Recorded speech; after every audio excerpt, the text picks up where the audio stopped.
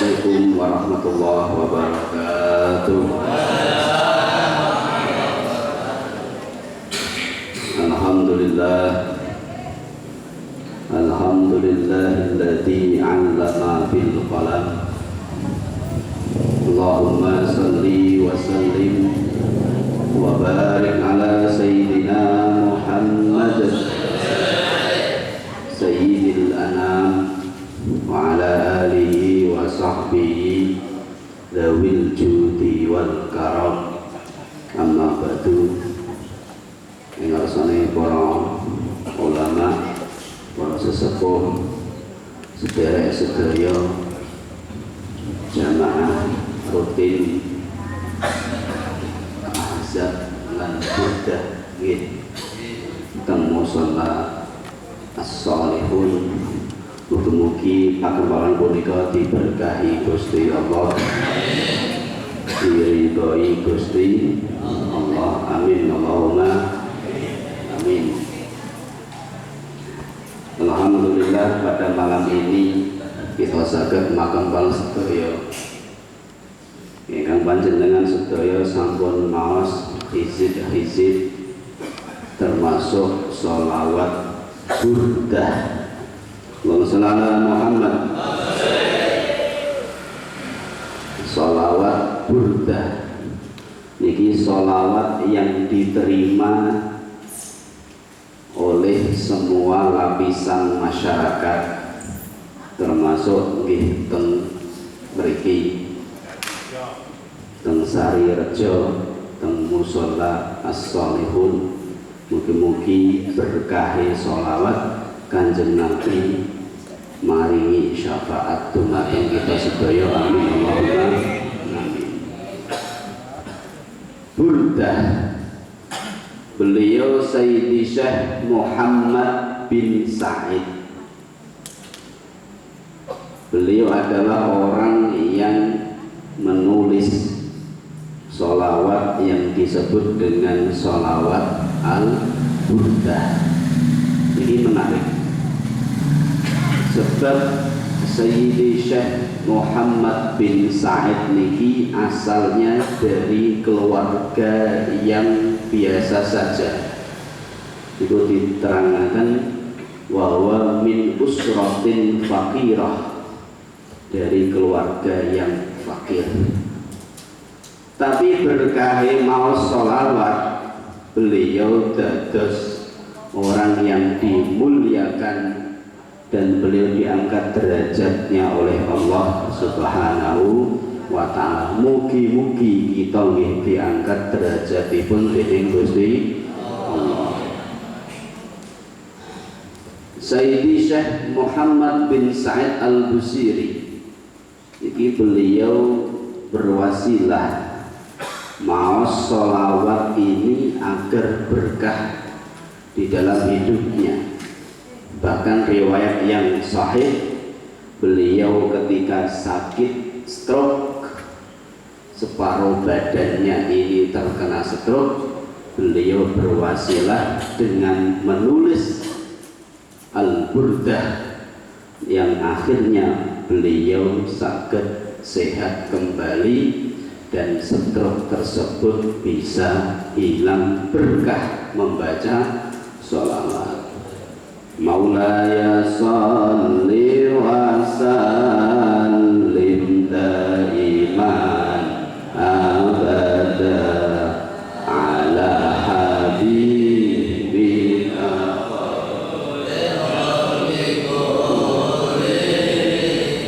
Allahumma shalli ala Muhammad. Alhamdulillah, panjenengan saged istiqomah maos sholawat dan hizib-hizib yang lain. Niki perlu diketahui, Sayyidi Syekh Muhammad bin Sa'id niki berguru. Beliau di dalam tasawuf niku berguru kepada Syekh Abul Abbas Ahmad Al-Mursi. Syekh Ahmad Al-Mursi niki berguru kepada Sayyidi Syekh Hasan Asy-Syadzili, pendiri Thariqah Syadziliyah. Aslinya dari Maroko, tapi hijrah teng Mesir. Sami kalian Syekh Muhammad bin Said niki wau penulis Burdah niku mbah-mbahe nggih saking Maroko.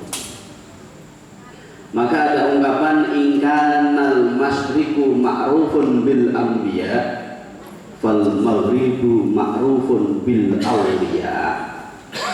Kuatah para wali niku saking negeri Maghrib atau Maroko. Lah Sayyidi Syekh Asy-Syadzili beliau punya guru yang paling asma Syekh Abdus Salam bin Mashish yang punya sholawat Mashisiyah. Niki juga beliau dari Maroko. Makamnya ada di atas seperti Sunan Muria. Membutuhkan waktu lebih kurang 1 jam agar bisa nyampe ke makamnya.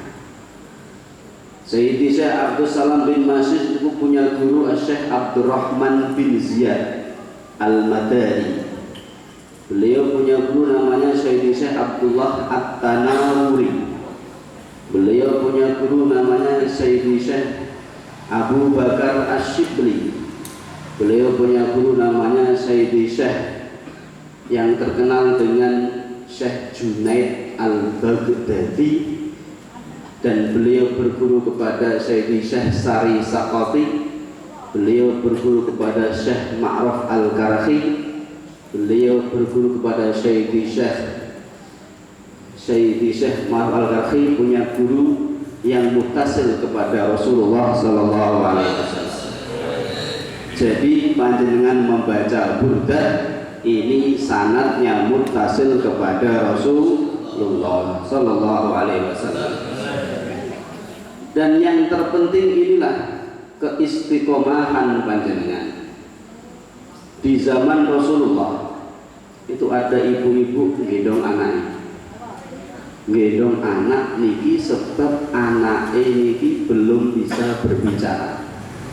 Panjenengan bingung ngomong mboten, seandainya punya anak yang sudah dewasa, yang sudah besar tapi dari saged berbicara.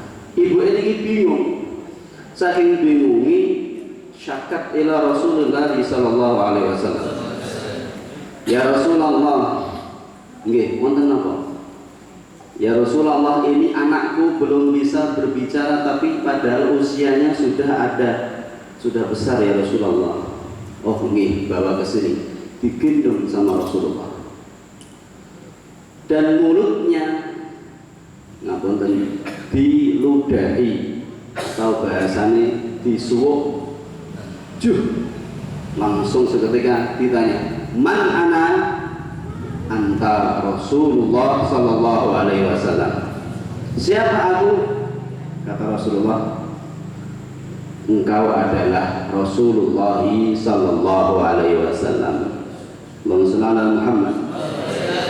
Keberkahan sholawat inilah yang menjadikan hidup kita menjadi berkah. Seandainya ada orang sak donya, sak sarejo, nggih mboten cukup, sak Mojokerto, bahkan sedunia berdoa kepada Allah Ta'ala mboten maos sholawat, ini doanya tidak diterima oleh Allah. Doanya bergantung ma bainas sama'i wal ardi. Jadi harus bersolawat kepada Kanjeng Nabi Muhammad sallallahu alaihi wasallam. Dengan solawat apapun ini baik. Maka wonten setunggalipun Syekh Sulaiman Al-Jazuli. Syekh Sulaiman Al-Jazuli niki termasuk min kibaril ulama fil Maghrib. Ulama yang termasuk ulama besar yang disohorkan dengan kitabnya Dalailul Khairat.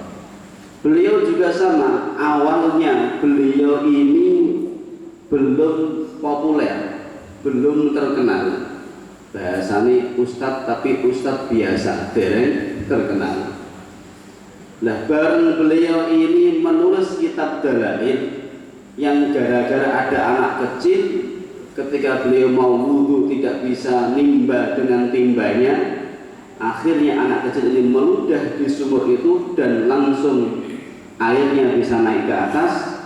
Akhirnya Syekh Sulaiman Al-Jazuli beliau nulis kitab Dalailul Khairat untuk dibaca setiap hari agar bisa taqarrub kepada Kanjeng Nabi Muhammad sallallahu alaihi wasallam. Maka sholawat ini menjadi obat segala penyakit. Ibu jenengan kagungan penyakit? Nggih. Penyakit napa, Bu? Linu. Nggih, segala penyakit ini insya Allah obatnya hanya satu, membaca sholawat Nabi. Lalu apa saja? Nggih.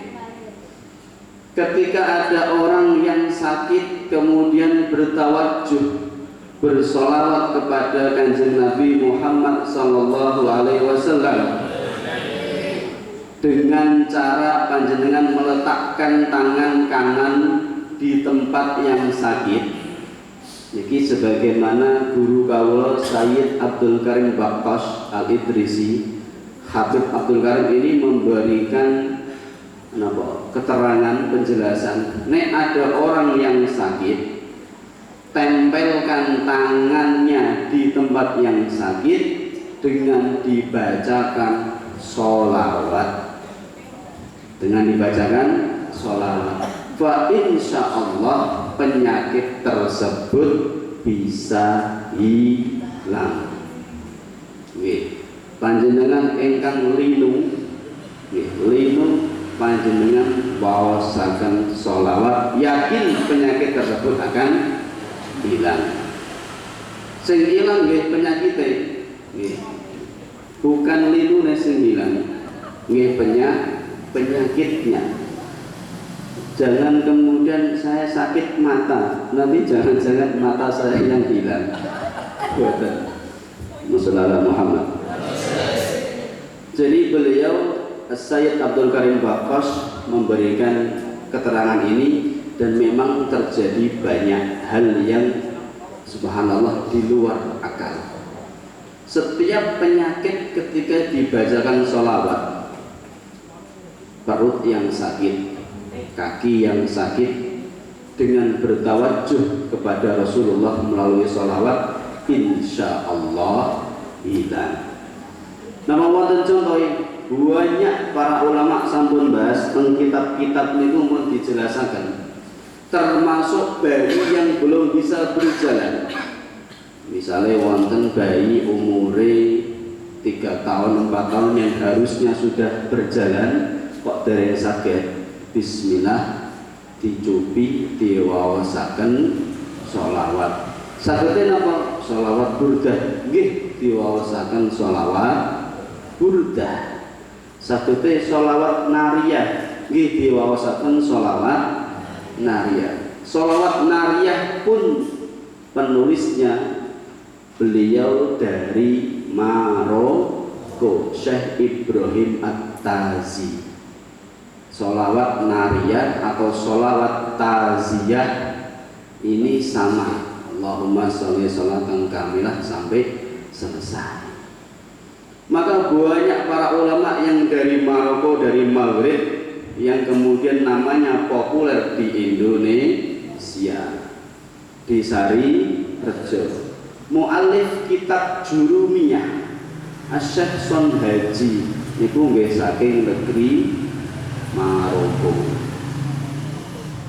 Pendiri Thariqah At-Tijaniyah Sayyidi Syekh Ahmad bin Muhammad At-Tijani niku sedone nggih teng Maroko. Maka ada istilah wali pitu. Nek teng kita kan ada wali songo. Teng Maroko itu terkenal wonten wali pitu. Monggo jenengan daftar. Ingkang badhe ngersakaken ziarah wali pitu saged daftar teng Pak Mudin bisa. Nggih. Niku Habib Umar Mutahar Semarang. nggih wakil Habib Lutfi niku beliau pernah ziarah nggih wali pitu niku wau ke Maroko. Jadi sudah terkenal jika di Indonesia ada wali songo, di Maroko ada wali pitu atau dalam bahasa Arab sab'atu rijal.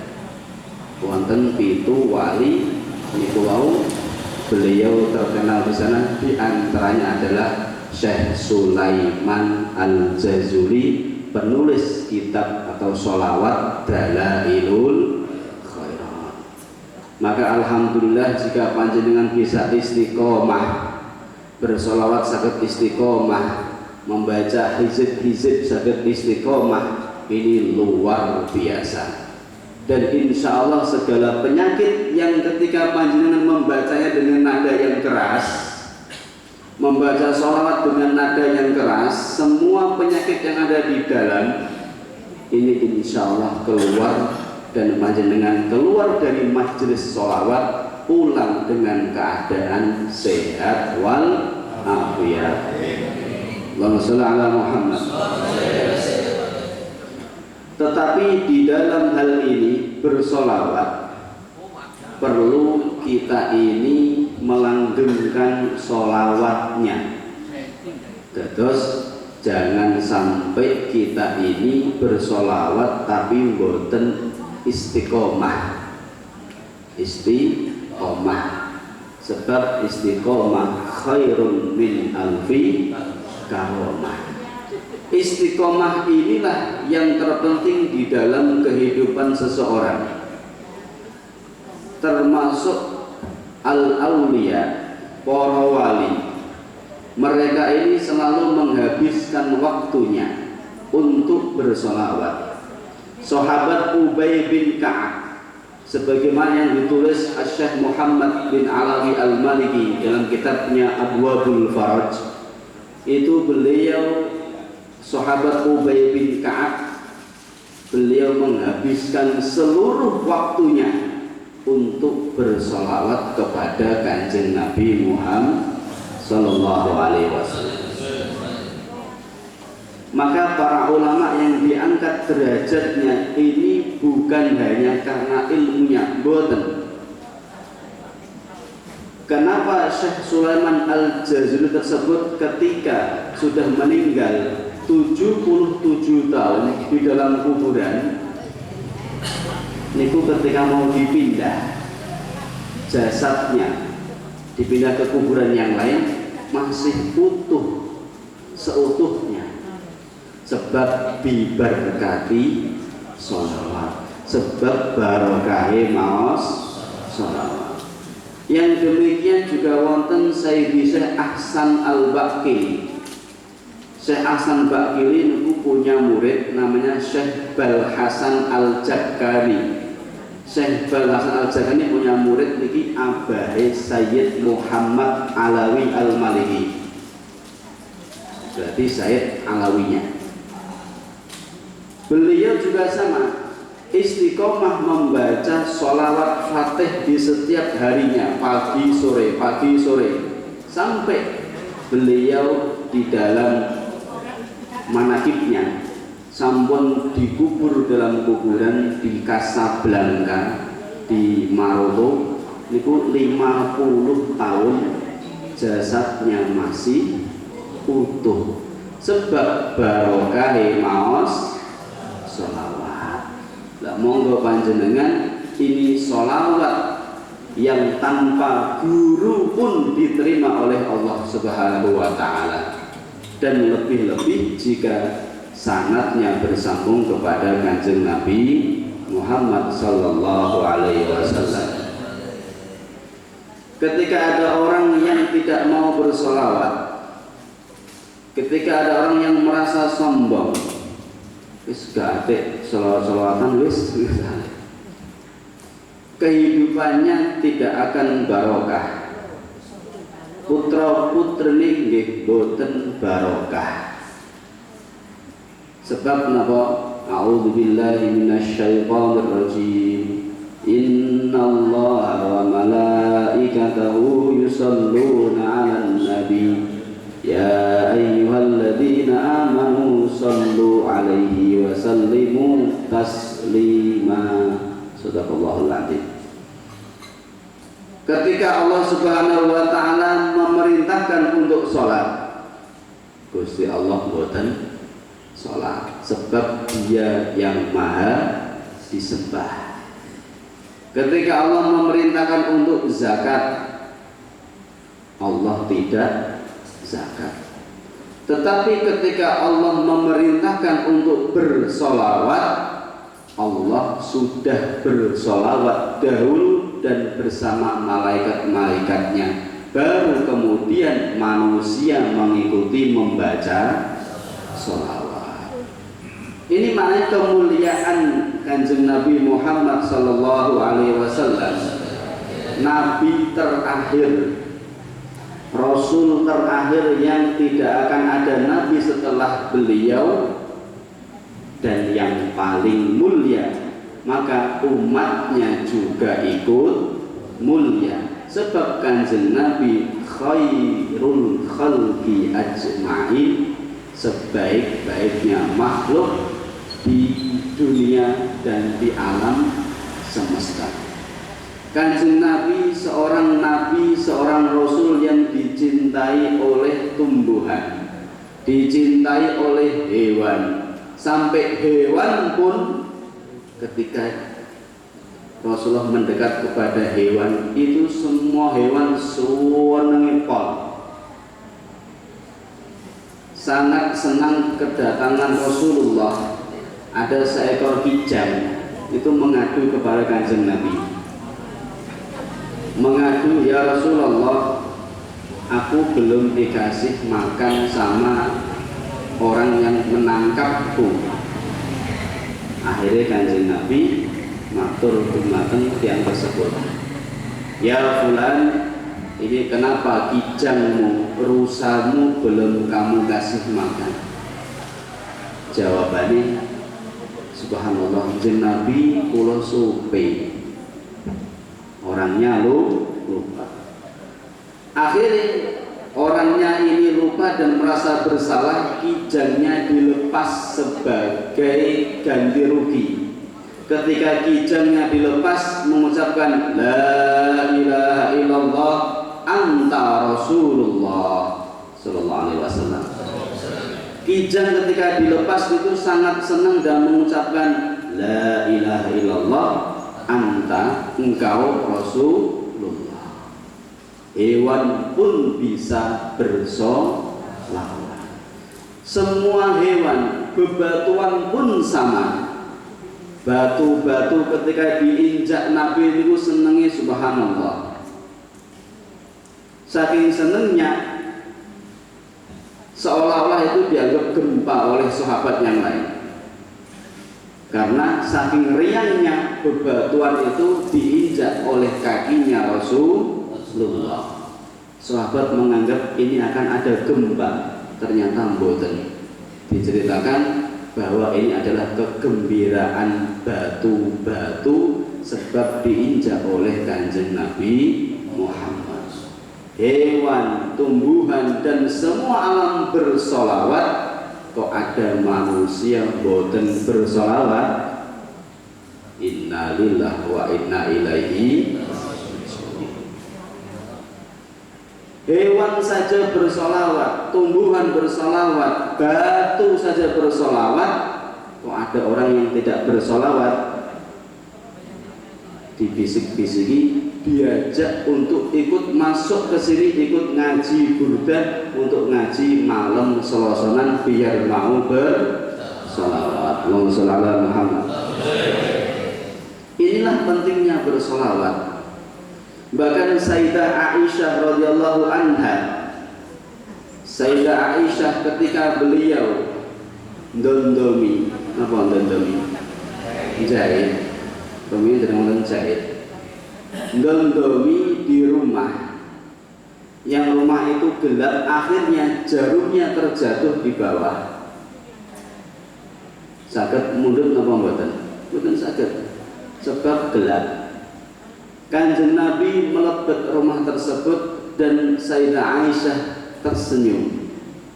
Sampai Rasul bertanya, loh kenapa kamu tiba-tiba bersenyum? Nggih, Kanjeng Nabi, rumah yang asalnya gelap, panjenengan masuk rumah, rumahnya menjadi terang dan aku bisa mengambil jarum tersebut. Subhanallah. Ini adalah kemuliaan Kanjeng Nabi Muhammad sallallahu alaihi wasallam yang dengan menyebut namanya, dengan menyebut nama Rasulullah, dengan berselawat kepada Rasulullah, Gusti Allah bakal menurunkan rahmatnya bagi yang mau membacanya.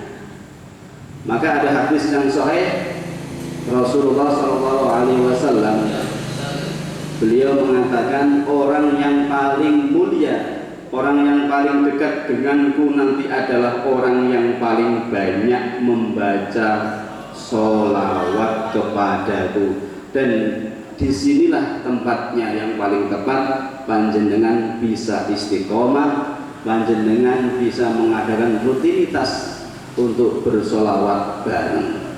Terkadang manusia itu wonten titik jenuhnya, beribadah pun wonten kejenuhannya kalau sendirian. Mila bareng-bareng ini insya Allah tidak ada rasa jenuh. Nah mila nek sholawat bareng-bareng insya Allah Kanjeng Nabi Muhammad sallallahu alaihi wasallam nggih maringi syafaat bareng-bareng yang ada di sini. Amin Allahumma amin. Kemudian satu lagi riwayat yang sahih, Kanjeng Nabi Muhammad sallallahu alaihi wasallam pernah suatu ketika berjalan dengan sahabatnya. Ada orang desa, wong desa niku memanggil nama Kanjeng Nabi, tidak pakai embel-embel Nabi, tidak pakai embel-embel Rasul, langsung dipanggil ya Muhammad. Saking senangnya gembira ketemu dengan Rasulullah sampai lupa tidak menyertai ya Rasulullah. Diingatkan sama sahabat, hei Badui, hei Arabi, yang sopan manggil nama Nabi. Ya saya tidak sengaja karena saya sudah kangen sama Rasulullah. Akhirnya Kanjeng Nabi dawuhaken al-mar'u ma'a man ahabba yaumal qiyamati, rawahu al-Bukhari. Kanjeng Nabi dawuhaken seseorang bersama yang dicintainya di hari kiamat. Semoga kita ini menjadi saksi, kita semua baca sholawat ini bersama Rasulullah Sallallahu Alaihi Wasallam nanti di hari kiamat. Sekiranya makaten saya saged kawula aturaken, bila wonten kebenaran datangnya dari Allah, bila wonten kesalahan saking kawula pribadi, kula tutup dengan sholawat Fatih. Ini sholawat yang menarik. Sholawat Fatih ketika dibaca insya Allah semua perkara yang tertutup bisa terbuka, yang asalnya sulit bisa menjadi mudah. Sebab ini sholawat bukan Syekh Al-Bakri yang menulisnya, tetapi ilham dari Allah. Allahumma, bareng-bareng, Allahumma salli ala Sayyidina Muhammadinil Fatih lima ughliq wal khatimi lima sabaq nasirul haqqi bil haqq wal hadi ila siratikal mustaqim wa ala alihi haqqa qadrihi wa miqdarihil azim. Dawuh Syekh Muhammad Al-Bakri, siapa yang baca sholawat sekali kok masuk ke neraka, mengadulah kepadaku nanti di hari kiamat. Dan saksikanlah para bapak, para ibu sedaya, kita sudah baca sholawat Fatih satu kali, insya Allah kita sarang-sarang melebet suwargane Gusti Allah. Al-Fatihah.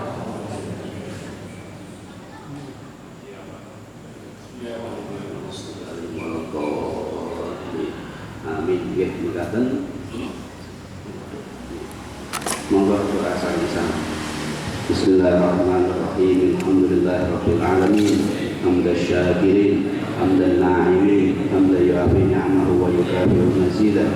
Allahumma salli ala sayyidina Muhammadin al-Fatih lima ughliq wal khatim lima sabaq nasirul haqqi bil haqq wal